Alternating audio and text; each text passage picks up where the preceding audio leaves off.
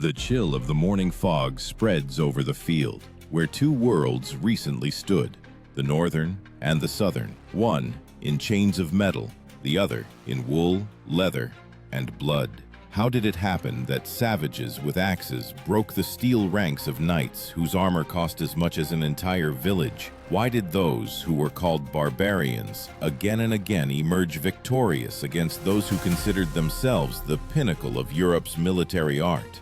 The answer is hidden not in brute force, but in the very understanding of war. And this answer, perhaps, will change how you see bravery. Archaeological findings on the banks of the Thames and at the mouths of the Seine confirm, from the end of the 9th century, Viking raids became systemic. These were not just robberies. This was a strategy designed to exhaust the enemy. According to the chronicles of monks from the Abbey of Saint Denis, it is known that over 20 years the Northerners burned more than 100 settlements without engaging in major battles. Their strength was not in battles, but in the ability to force the enemy to fight on their terms. These warriors called themselves huskarls, the personal guard of the konung. A huskarl is not just a warrior. He is a man sworn to loyalty unto death. In his life there was no concept of retreat, only a step forward as long as breath allowed. Their bodies were trained not in castles, but in the storms of the North Sea, where every wave could become a grave. Imagine the sound of their advance, not the roar of a trumpet, but the scraping of wood as the longship's prow plunged into the shore, and shouts that drowned out the wind.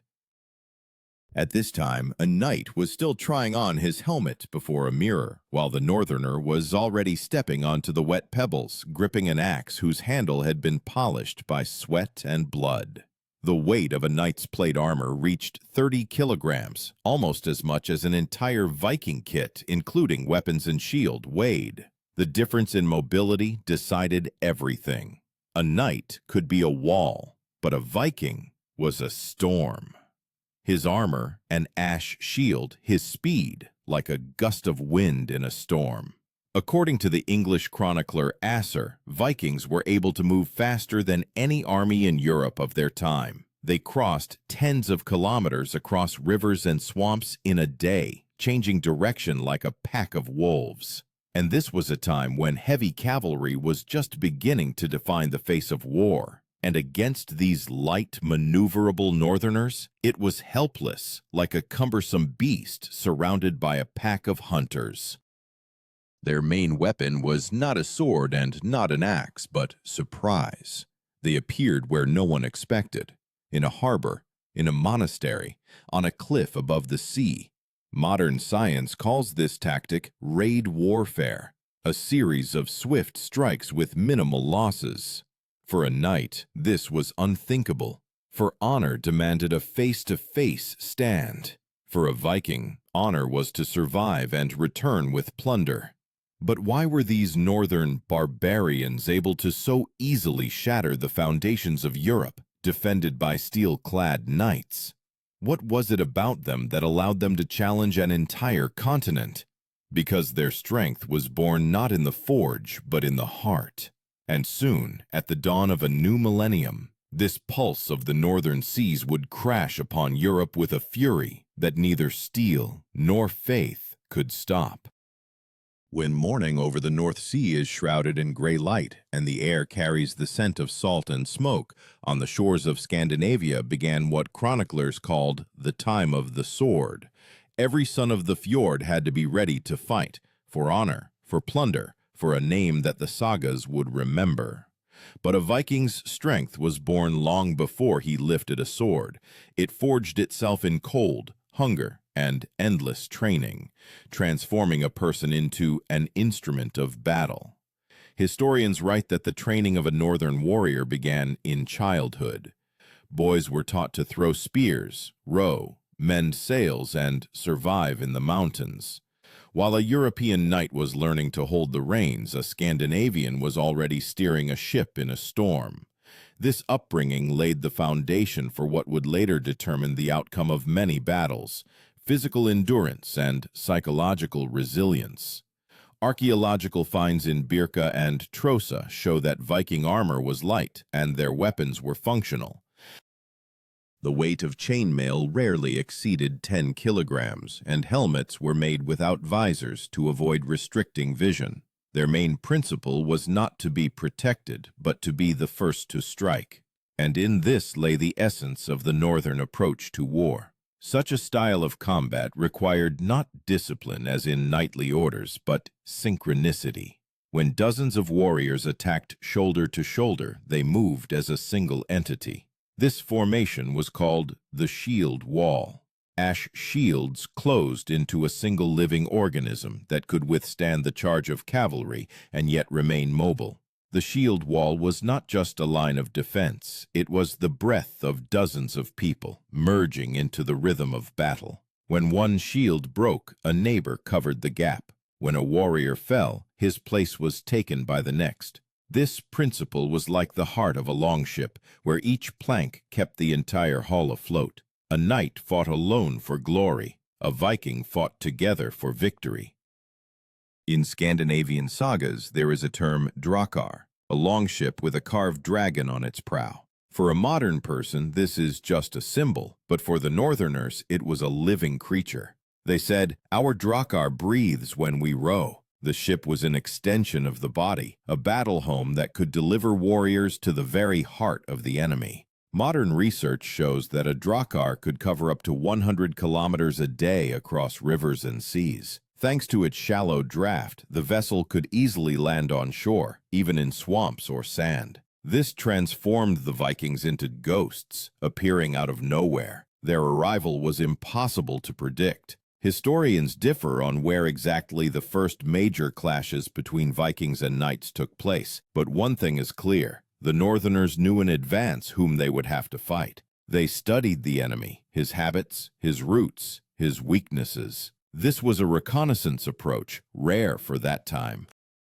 Warriors raised among the ice understood. Survival belongs not to the strongest, but to the most observant. Chivalry was built on the idea of predictability. Duels, a code of conduct, single combat. The Viking shattered this. He did not follow rules. He could attack at night, in a storm, during prayer. His goal was not honor, but results. And that is why he often won in clashes with feudal armies. But behind this fury lay another force: faith, not religion in the usual sense, but the conviction that death was not the end. A Viking did not fear death because he knew. To die with a sword in hand meant entering Valhalla, Odin's halls. This was not a poetic image, but a real part of their fighting spirit. Archaeologists found inscriptions on gravestones. He fell with a weapon. He lives. For a knight, defeat was a disgrace. For a Viking, it was a chance at immortality. Here the main contrast of the eras is born. A knight fought to preserve life and land, while a Viking to prove he was worthy of it. This gave his step the power that made steel-clad enemies tremble, for how can one defeat someone who is not afraid to die? And when the first cries of war horns echoed over the Loire and the Thames, Europe understood. Not barbarians had come to them, but a new military mindset, light, mobile, unpredictable. It brought a storm against which no knightly code could raise a shield, and this storm was already approaching. The flame of torches reflects in the water as the first longships cut through the darkness. On their prows, dragon heads, whose eyes seemed to look through the night.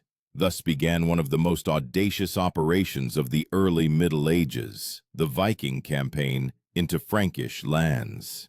The year? Around 859. According to Nithard's chronicles, the Northerners approached the mouth of the Seine suddenly, without declaration of war, without insignia, only the clatter of oars and the cries of seagulls.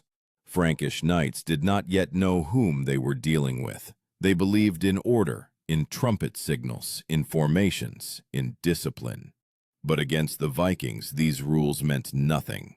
100 ships entered the river and, in a matter of days, captured the coastal fortresses. Not a single garrison had time to prepare. The enemy came not by road, but by water. Contemporaries called this tactic strike from the sea. Today, historians explain this was the first form of amphibious warfare. The key term is blitz raid. It signifies a swift strike at weak points before the enemy can gather its forces.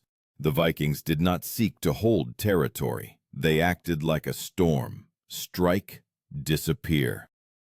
The image of this war is simple, as if the very elements emerged from the sea and swept away everything in their path. When the knights gathered for council, the Northerners were already leaving with their plunder. Archaeologists found dozens of spearheads, shield fragments, and remains of ship nails in the Rouen area, traces of sudden clashes where each encounter lasted minutes. Knights in plate armor, whose movements were constrained by kilograms of steel, found themselves helpless in the mud and near the water. The weight of their armor reached 35 kilograms, to which a sword, shield, helmet, and stirrups were added. A Viking, however, could run knee-deep in mud, jump into the water, strike, and immediately retreat. Flexibility was in his arsenal. For the knight, it was pride. The chronicler Fulda wrote that Frankish commanders did not understand how the enemy fought without order, but this chaos was carefully planned. Before landing, the Vikings formed a shield wall, covering each other. Their front line absorbed the impact, while the rear delivered counterattacks, short, sharp, like gusts of wind. Among their weapons, the seax, a short, single-edged sword, held a special place. The seax did not gleam like a knight's blade, but it was ideal for close combat. It could be used for thrusting and slashing from any angle. According to finds in Hedeby, the length of a seax rarely exceeded 70 centimeters, but it was wielded with such speed that knights often did not even understand where the blow came from. Battles with Vikings were unlike traditional battles. It was not a frontal assault. It was a hunt. The Northerners surrounded the enemy, struck from the flanks, and set ambushes at crossings. Every stone, every river became part of their weapon. In the Chronicles of England from that time, the phrase, "they came from the fog," often appears. This was not a poetic image, but a literal description. Vikings used morning mist and rain to conceal their movement, but behind this mobility lay a strict structure. At the center of the battle formation was always the konung, or jarl, surrounded by huskarls, his personal guard. They not only protected their leader, but served as the backbone of the entire army. If the huskarls stood firm, the army would not waver. If they fell, the battle was considered lost. Their steadfastness became legendary. It was written that one huskarl could hold a position against 3 knights because he did not fear pain. He was trained to fight in close formation, using not only his sword but everything at hand. A broken shield, a stone, a knife. His muscles were like ship's ropes, stretched to their limit. And when a cavalry charge bore down on him, he simply dropped to one knee, letting the blow pass, then struck the horse's flank. Many chroniclers accused the Vikings of treachery, but it was precisely this treachery that marked the beginning of a new understanding of war. Flexibility, speed, initiative. They did not recognize sacred rules of combat, but they understood the value of every second. For them, it was not the ritual that mattered, but the outcome. And Europe for the first time encountered an enemy who could not be defeated by fear, because the Viking himself was the embodiment of fear, not personal, but ancient, like the cold of the sea. And this fear, once unleashed on land, could no longer be driven back into the waves. Over the plains of England stretches a fog, thick and heavy, like the breath of the earth before a storm. Hundreds of knights form battle ranks, shields, spears, horses, banners. The clang of metal fills the air. Every steel plate is adjusted. Every strap is tightened to its limit. Across the river, the Vikings are silent. They stand in wool tunics, with leather belts, with round shields, with axes that seem to have absorbed the blood of dozens of battles. 2 worlds gaze at each other. One, a symbol of power and order, the other, an embodiment of freedom and chaos. This scene is described in the chronicles of the Battle of Maldon in 991. Anglo-Saxon knights, clad in chainmail, lined up on the shore to prevent the northerners from crossing. They were commanded by Bertnoth, Earl of Essex. He believed in the honor of combat and allowed the enemy to cross the river to fight by the rules. A chronicler, writing about it later, noted, "Thus honor became his downfall." When the Vikings stepped ashore, they did not wait for a signal. They struck first. Here, for the first time, Europe encountered what would later be called aggressive mobility, the ability to attack instantly without losing formation. This Viking tactic was called svinfylking, the swine. This is how they referred to the wedge formation that cut into the enemy's ranks, breaking its center. This was not just a maneuver. It was the embodiment of their spirit, a direct strike without hesitation. Imagine this moment. The roar of horns, the shriek of metal, the clash of shields. Vikings run down the slope, shouting one word, Odin. Knights dismount, try to hold the line, but the northern wedge crashes into them with the force of a sea wave. The first rank falls. The second does not have time to regroup. Every axe blow splits wood and flesh. Chronicles state that Vikings made no distinction between noblemen and commoners. Their goal was not to capture, but to destroy. This was not cruelty, but strategy. To deprive the enemy of leadership, to cause chaos. Archaeologists found remains with bisected skulls under Maldon, struck from top to bottom. A typical trace of the battle axe, the broadaxe. This weapon weighed about 2 kilograms and could penetrate even chainmail.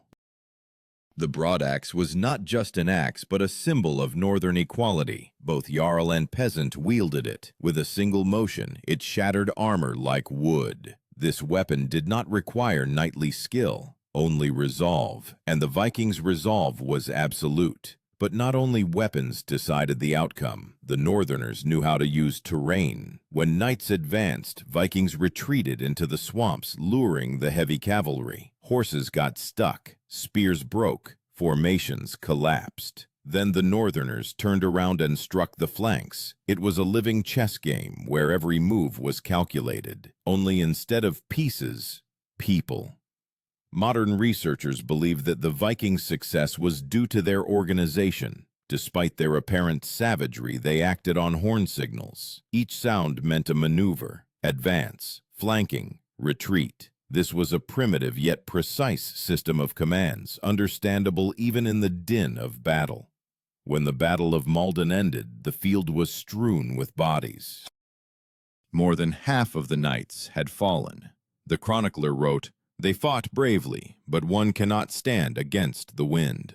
This metaphor became the key to understanding the clash of two worlds. Knights believed in armor, Vikings in speed. Their spirit was fueled by faith in posthumous glory. Before battle, Vikings cast lots to see who was destined for Valhalla. This ritual reminded them that the outcome was already decided, and fear lost its meaning. Psychologically, they were free, and a free warrior is more dangerous than any clad in armor. The dead remained on the field, but victory belonged to the living. The names of the fallen knights vanished from the chronicles, but the fame of the northerners spread across the continent. Their songs were sung even where they were feared, because it was not just a victory in battle. It was the end of an era when armor was considered invincible. And yet, in this storm, the first echo of the future was already sounding. A clash in which the strength of steel would finally meet the wisdom of the sea. For knights would begin to learn from their enemies. But first, Europe would endure decades of fire, plunder, and fear, when the name Viking would signify not a people, but a phenomenon. The ashes of bonfires slowly settle on the ground. The wind carries the scent of burning and salty water. On the shores of Europe there is no longer silence, only traces of burned monasteries, ruined forts, and hundreds of crosses stuck in the ground. From the mid-10th century, Vikings were no longer mere raiders. They transformed into rulers. Those who came from the sea like a storm now remained on land like a tempest that became the wind of history. Archaeological data from York and Rouen confirm the northerners' settlements turned into cities. They built fortifications, minted coins, adopted Christianity, but the spirit of their warfare never disappeared. This spirit became the foundation of Europe's new military culture. The irony of fate, those very people who were considered destroyers, taught Europe to wage war in a new way. The key term of this period is druzhina. A modern person might hear something simple, almost mundane in this word, but in those times it was a special form of military organization. A druzhina was an alliance of a leader and his warriors, bound not by command, but by oath. It was a prototype of feudal loyalty, but without the knightly pathos. Everyone knew his place beside the konung was not bought, but earned with blood. The Scandinavian druzhina was mobile. While European armies spent weeks gathering militias, a druzhina could set out on campaign the very next day. This changed the very concept of war. The Vikings were the first to transform detachments into professional military forces. Subsequently, it was based on their model that Europe's first standing armies were built. In the 11th century, the descendants of the Vikings, the Normans, stormed England. On the field at Hastings in 1066, two worlds clashed, born of a single northern element. On one side, knights under the banner of William the Conqueror, a descendant of the Viking Rollo. On the other, Anglo-Saxons, also heirs of Scandinavian blood. And although a century had passed since the first raids began, in this battle it was again not steel but speed, not the gleam of armor but the ability to maneuver that decided the outcome. Historians write that William used a feigned retreat, a tactic first employed by the Vikings. This was a cunning maneuver, to feign retreat, lure the enemy out, and then strike when they lost formation. Thus, the victory at Hastings became the last echo of the ancient northern school. Europe learned a lesson that began on the icy fjords and ended on a foggy English hill. It was then that chivalry changed. Warriors in armor began to understand. An armored fist was nothing without wit and speed. Light units, reconnaissance, a system of signals began to appear. Everything that the Vikings had practiced for centuries. Even shipbuilding changed, from heavy barges to long, narrow vessels capable of sailing against the wind. Archaeologists in Normandy found an inscription on a stone. "We came from the sea to stay." These words precisely express the essence of the era. The Vikings ceased to be a storm, but the storm changed the air. New dynasties emerged from their culture. Danish, Norwegian, Norman kings, who became the legitimate heirs of those whom Europe once called pirates. But along with this came the end of the old way. When northern warriors began to own castles, their swords dulled from idleness. They no longer lived in boats and did not warm themselves by fires on the shores. Their descendants wore coats of arms and participated in tournaments, forgetting the smell of salt on their skin after battle. History seemed to come full circle. Barbarians turned into knights, and knights into heirs of barbarians. However, the Viking did not disappear. He remained in legends, in the blood of those who still seek risk and challenge. Because the true victory of the Northerners was not in conquered lands, but in the fact that they forever changed the very meaning of courage. They proved strength is not armor, but the will to move forward when the whole world is against you. And even when Europe drowned in luxury and dogmas, the memory of the people who came from the sea continued to live in songs. For every storm begins with a single stroke of an oar, and every people once decides what is more terrifying, to perish or to remain. And ahead, silence, in which a new question is born. If you had stood on the shore then, amidst the roar of horns and the shriek of metal, whose side would you have been on? in shining armor or among those who go against the wind.